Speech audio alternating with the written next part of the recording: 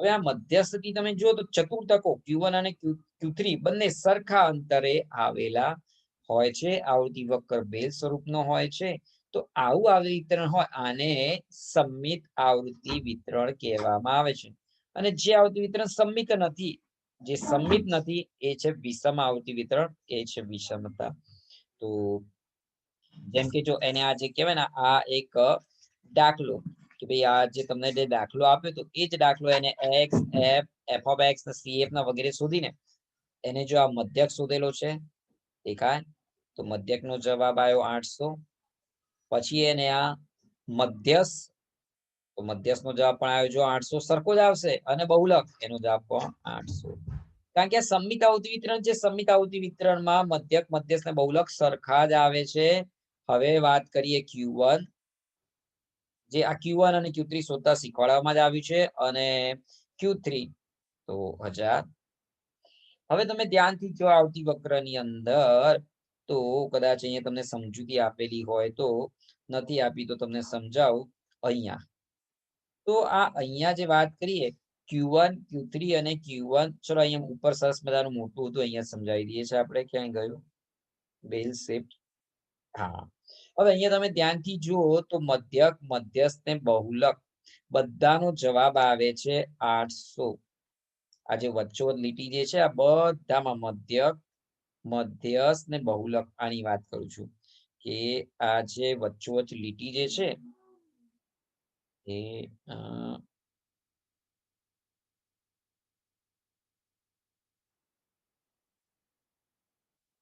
આની વાત કરું છું કે આ મધ્યક મધ્યસ્થ ને બહુલક ત્રણનો જવાબ 800 આવે છે. નીચે આપણે જોઈ લીધું કે આ જે એની વિગત હતી તો જોઈ લો x બાર મધ્યક મધ્યસ્થ ને બહુલક આ ત્રણનો જવાબ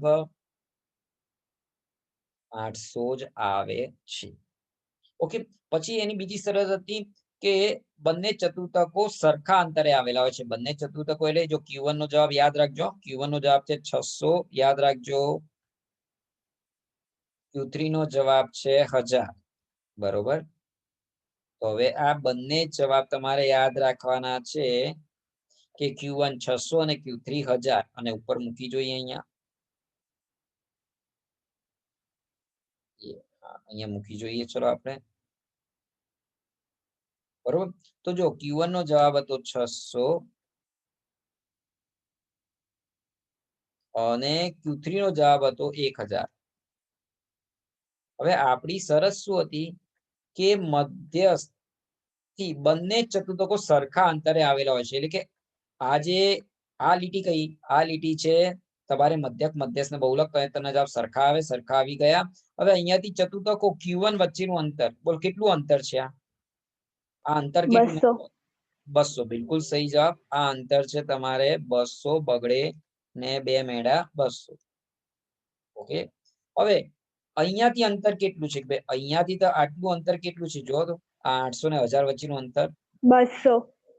મતલબ ટૂંકમાં સરખું જ આવે છે કે નહીં? તો એની શરત સુધી સમજ્યા તમે? સમમિત આવૃત્તિ વિતરણ કોને કહેવાય?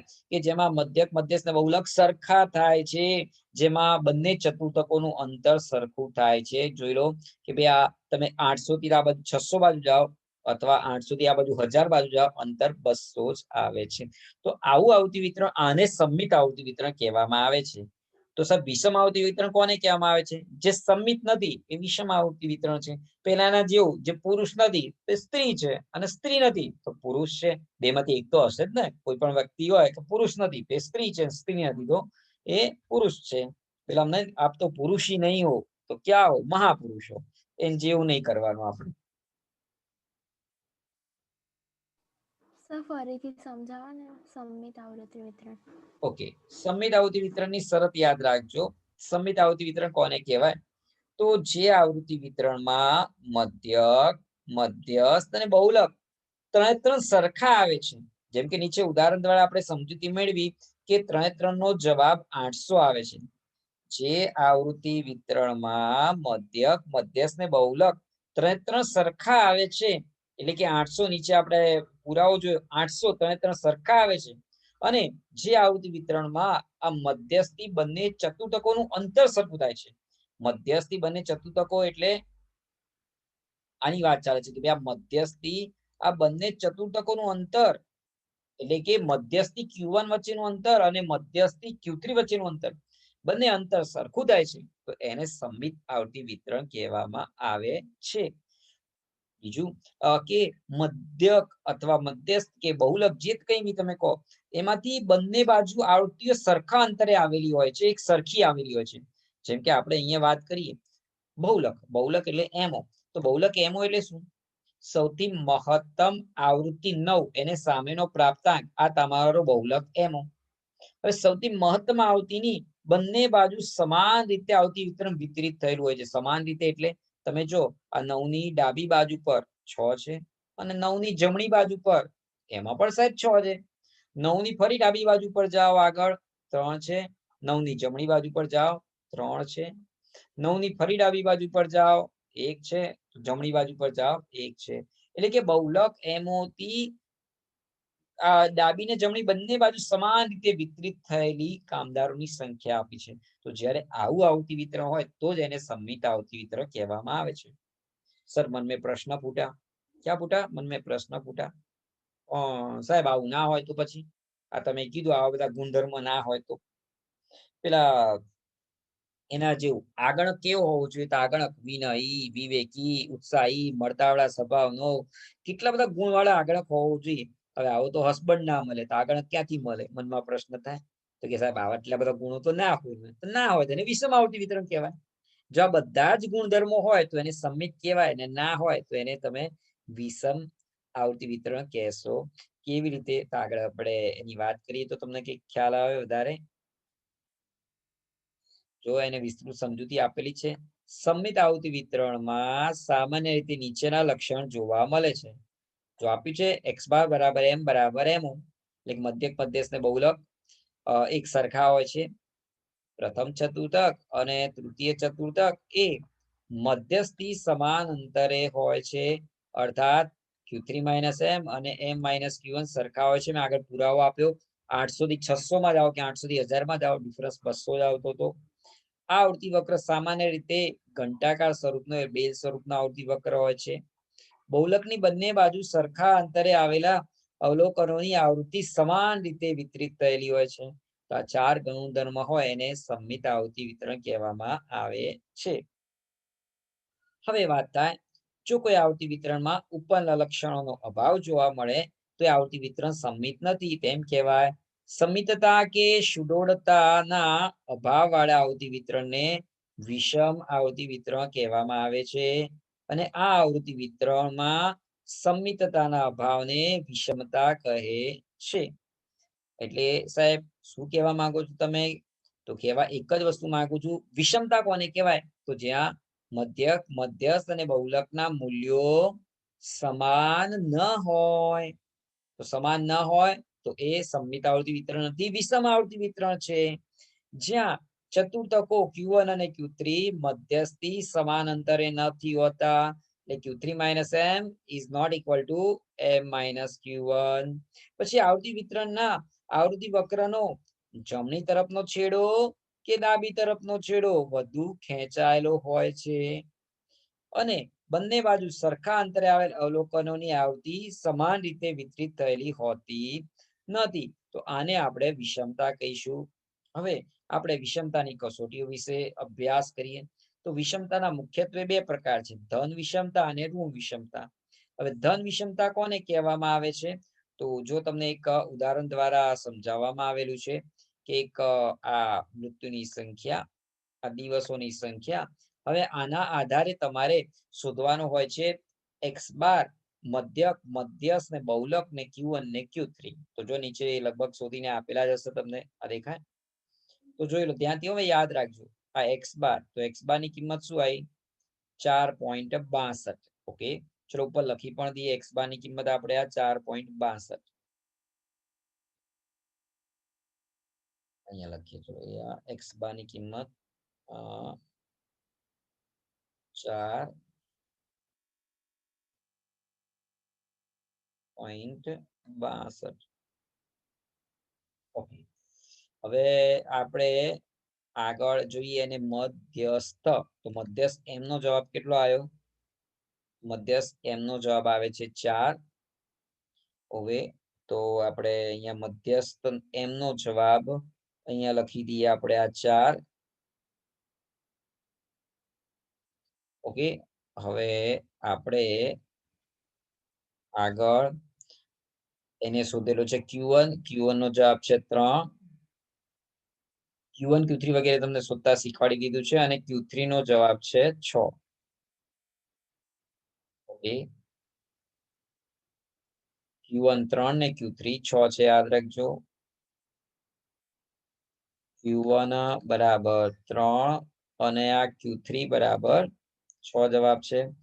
બહુલક એમઓ, તો બહુલક એમઓ માં શું હોય? સૌથી મહત્તમ આવતી સામેનો પ્રાપ્તાંક. તો સૌથી મહત્તમ આવતી કેટલી છે? 14. 14 સામેનો પ્રાપ્તાંક 3, તો આ થઈ ગયો તમારો એમઓ નો જવાબ. એમઓ એટલે બહુલક એમઓ. બહુલક એમઓ નો જવાબ થઈ ગયો તમારે 3 તો નીચે અહીંયા ચલો બહુલક એમઓ નો જવાબ. તો બહુલક એમઓ અહીંયા આપેલો છે, એ છે 3. ઓકે, હવે તમે અહીંયા ધ્યાનથી આનો અભ્યાસ કરો તો આજે એક્સ બાર એટલે કે મધ્યક, તો મધ્યક શું છે? બહુલક એમઓ અને મધ્યસ્થ બંને કરતા મોટો છે. જો એ નીચે કસોટીઓ તમને આપેલી જ હશે. ઓકે, તો ધ્યાનથી જુઓ. એક્સ બાર ગ્રેટર ધેન એમ ગ્રેટર ધેન એમઓ, કારણ કે આ એક્સ બાર નો જવાબ છે 4.65.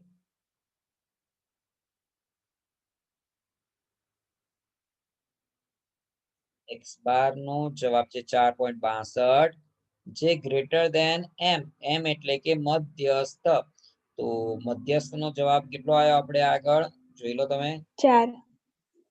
4. એ બિલકુલ સહી. મધ્યસ્થ નો જવાબ 4 અને એમઓ નો જવાબ 3. તો મધ્યસ્થ નો જવાબ 4 અને આ ગ્રેટર ધેન એમઓ નો જવાબ આવ્યો આપણે તમારે 3.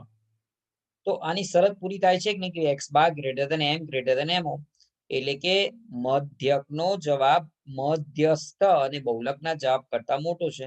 હા, તમે જોઈ શકો છો એક્સ બાર 4.62 જે ખરા એ 4 અને 3 કરતા મોટા છે. આ એની પહેલી કસોટી, પહેલી શરત. બીજી શરત શું છે?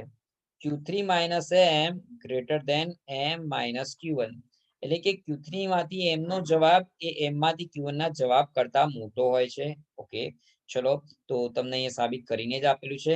Q3 માઇનસ એમ, તો જો આ રહ્યા Q3 બરાબર 6. તો જો આ લખ્યા Q3 બરાબર 6 માઇનસ એમ બરાબર 4. આપણે અહીંયા જો લખેલા છે એમ બરાબર 4, તો 6 માંથી 4 જાય, ફાઇનલ આન્સર 2. હવે એમ માઇનસ Q1, એમ એટલે કે આ 4 માઇનસ Q1, તો Q1 નો જવાબ પણ 3 આપણે શોધેલો છે. તો 4 માંથી 3 જાય 1. તો જોઈ લો 2 ગ્રેટર ધેન 1, 2 1 કરતા મોટા છે. 2 ગ્રેટર ધેન 1, 2 1 કરતા મોટા છે. યસ. તો એની બીજી શરત શું આવી? Q3 minus M greater than એમ માઇનસ Q1, એટલે કે Q3 માઇનસ એમ નો જવાબ એ એમ માઇનસ Q1 ના જવાબ કરતા મોટો હોય છે.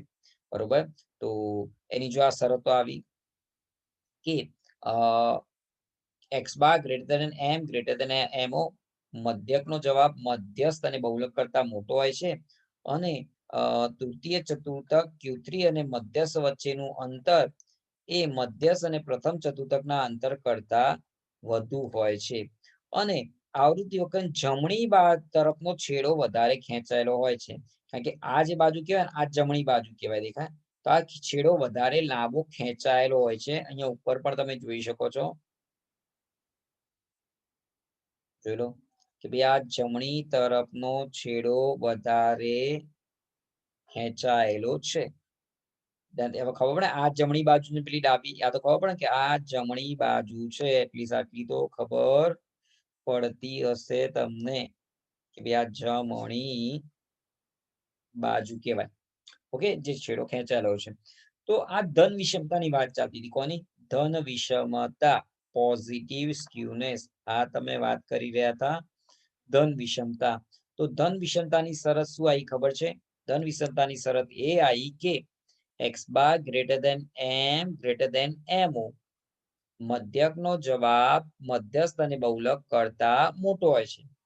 બીજું q3 - m નો જવાબ એટલે કે તૃતીય ચતુર્થકથી મધ્યસ્થનો જવાબ એ પ્રથમ ચતુર્થકથી મધ્યસ્થના જવાબ કરતા વધારે મોટો જવાબ આવે છે. સંજ્ઞાની ભાષામાં q3 - m greater than m - q1 જે બંને શરતોનો આપણે અહીંયા અભ્યાસ કર્યો.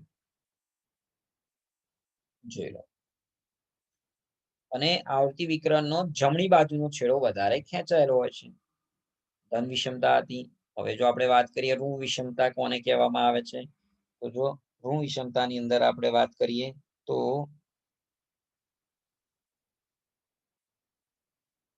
એક જ મિનિટ બંધ કરી દઉં. ચલો વિષમતા SK શોધવા માટે એનું આ સૂત્ર SK વિષમતા કરીને વિષમતાને સંકેતમાં SK કહે છે.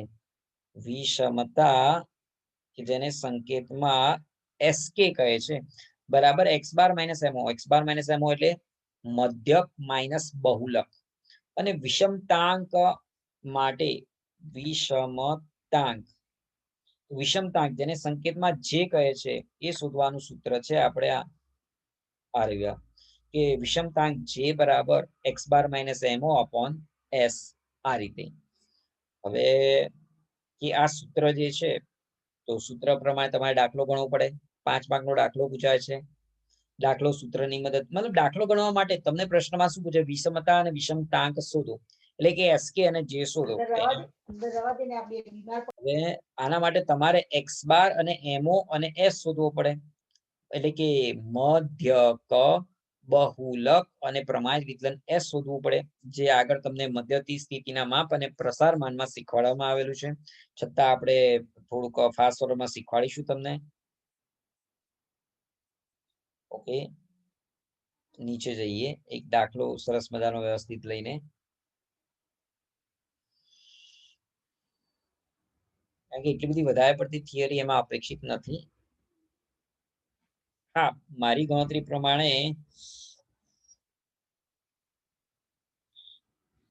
હવે જે તમારે પેપર જો નીકળશે તો એમાં તમને ખાસ કરીને શું કહેવાય કે MCQ વધારે પૂછાશે. એટલે કોઈ વિદ્યાર્થી જો મને MCQ ટાઈપ કરીને આપી શકતો તો મને આપજો તો જેથી હું ગૂગલ ફોર્મની અંદર તમને કન્વર્ટ કરીને આપું જેથી તમે પ્રેક્ટિસ કરો અને તમારા સારા માર્ક્સ આવે. કારણ કે મારી ગણતરી છે એ પ્રમાણે તમને સાચું કહું તો આપણે જો આના પરિસ્થિતિ વધારે ખેંચાતી રહી તો તમને MCQ બેઝડ અત્યારે હાલ પર તમને ખ્યાલ છે કે I don't know 30% MCQ 30% objective ને 70% સબ્જેક્ટિવ પેપર કરી દીધું છે.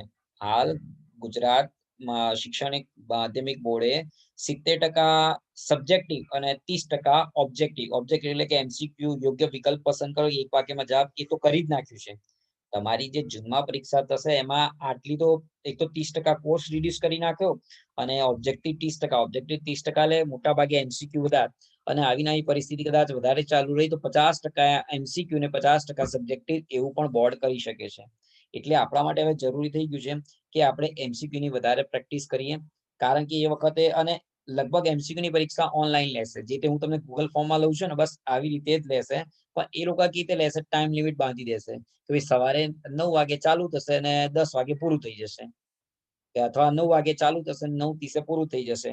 50 MCQ હશે ને 50 મિનિટ આપશે આવું કંઈક કરશે કે તમે ક્યાંય સર્ચ મારી ન શકો કે ક્યાંય કશું કરી ન શકો અથવા કદાચ તમને સ્કૂલમાં બોલાવશે સ્કૂલના કમ્પ્યુટર ઉપર તમારે પરીક્ષા આપવાની રહેશે અને શું કહેવાય કે ABCD 4 ઓપ્શન હશે. 10 વિદ્યાર્થીને બોલાવવામાં આવશે. બાજુના વિદ્યાર્થીને B પેપર હોય એના બાજુવાળાને C હોય એના બાજુવાળાને D હોય એટલે કોઈ નામથી કોપી મારી નાખે અને ટાઈમ લિમિટ હોય. જેવું તમે સબમિટ કરો ઓટોમેટિક તમારું રિઝલ્ટ આવી જાય ને બધું જેમ ગૂગલ ફોર્મમાં આવે છે એવું બી કદાચ કરી શકે. કારણ કે મારે જે શિક્ષક મિત્રો સાથે જે વાત થતી હોય છે ગાંધીનગરમાં તે લોકો કહે છે કે ભાઈ ગુજરાત બોર્ડ આવું પણ વિચારી રહી છે કે બાળકોની પર પરીક્ષા લેવાની છે. જે બી તમારામાંથી કોઈને મગજમાં એક ગ્રંથિ હોય 1 થી 8 ને કદાચ પ્રમોટ કરી દેશે જે ત્યાંથી આગળથી મેસેજ આવે 1 થી 8 ધોરણ કદાચ પ્રમોટ કરી દેશે પણ 9 થી 12 ની તો પરીક્ષા લેવાશે એવું કહેવામાં આવે છે. તો આ એક સરસ મજાનો દાખલો આપ્યો છે કોણ રકમ વાંચશે? ચલો પ્રિયા વાંચજે રકમ. હેલો સર પેજ નંબર અરે આ રહ્યું ને શું કે જો અહીંયા સ્ક્રીન ઉપર નહીં દેખાતું?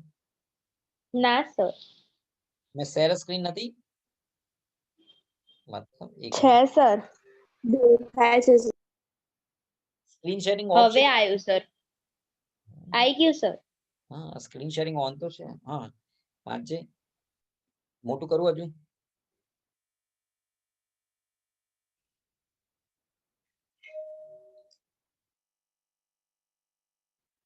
ઉદાહરણ એક હા આ સર રહ્યું. વાંચું ઉદાહરણ 1 નીચેની માહિતી એક ટ્રાન્સપોર્ટ કંપનીની 50